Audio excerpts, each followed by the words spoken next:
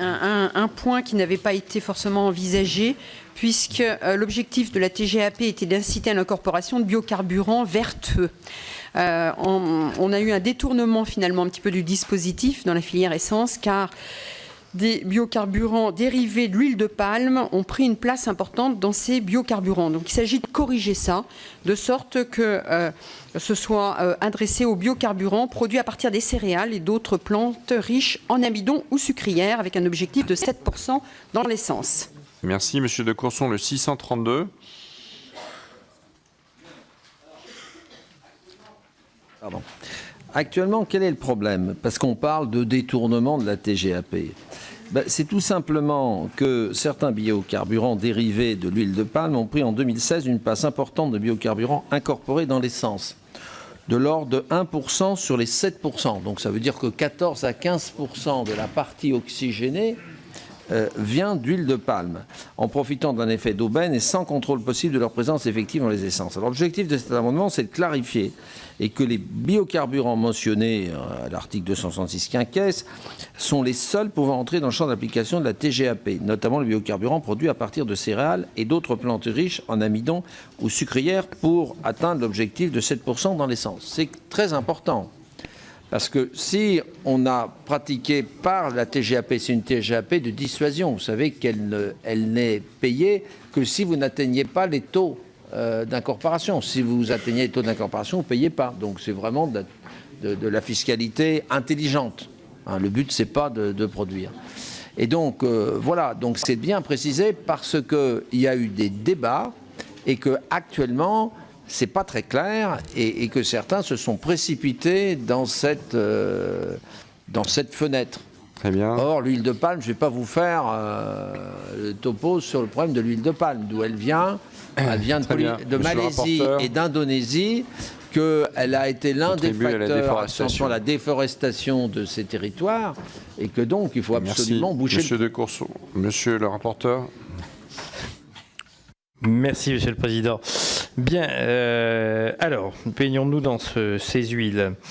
L'idée principale qui est derrière vos amendements, c'est d'éviter l'utilisation d'huile végétale hydrotraitée pour la réalisation de biocarburants utilisés en substitution à l'éthanol dans la filière essence. Alors, pour autant, moi je note un certain nombre de problèmes, notamment, il y a une distorsion qui serait injustifiée entre biocarburants. Si ces huiles étaient dans l'assiette de la diminution du taux, ça induirait un désavantage à justifier par rapport aux autres filières de biocarburants, sans tenir compte des produits utilisés ou des conditions de fabrication, et notamment pour les huiles oléagineuses, qui répondent aux critères de durabilité qui est utilisé pour la production du biogazole.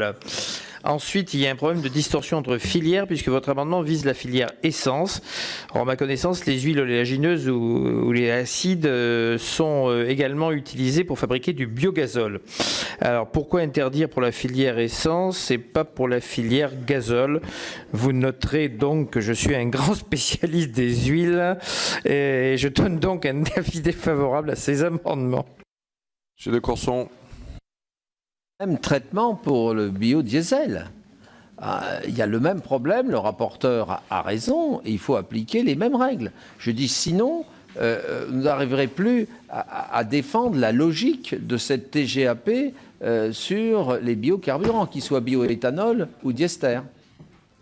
À cela près qu'on résout la distorsion d'entre filières, mais je crois que dans ces cas-là, compte tenu des produits utilisés dans le biogazole, il n'y aurait plus de biogazole, quoi.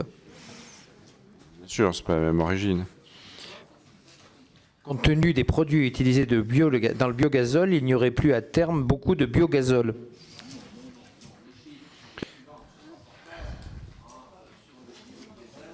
On n'entend pas, monsieur de Courson.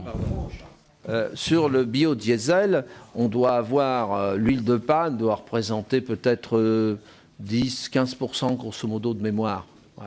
Mais le rapporteur a raison sur le fond. Il y a le même problème sur la deuxième filière, mais on regarde filière par filière. Si vous voulez coordonner cela et déposer un amendement, moi je n'y verrai que des avantages. Je dis simplement qu'on ne peut pas continuer comme cela.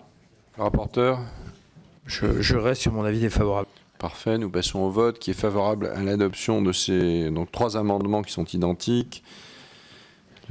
Qui est favorable à leur adoption, qui est défavorable à leur adoption. Ils sont rejetés. Le 633, monsieur de Courson.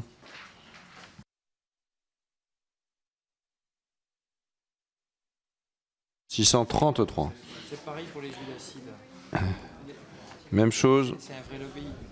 Pareil pour les huiles acides. C'est un lobbyiste.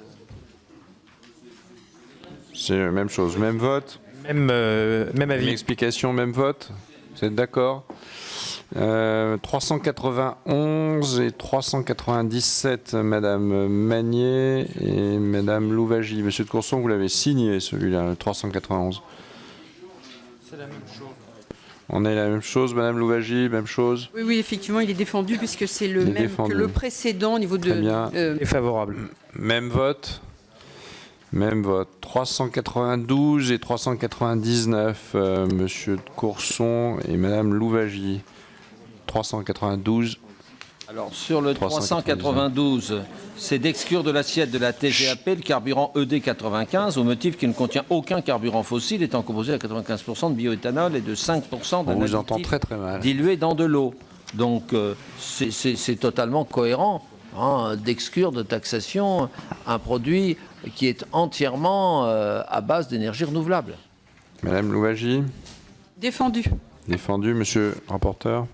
Oui, merci Monsieur le Président. Alors, comme on n'a pas très bien entendu ce que disait Monsieur de Courson, je vais me permettre de rappeler que l'amendement propose d'exclure de l'assiette de la TGAP carburant le carburant ED95 95 composé de 90% d'alcool éthylique d'origine agricole tout en le gardant éligible à la minoration de TGAP.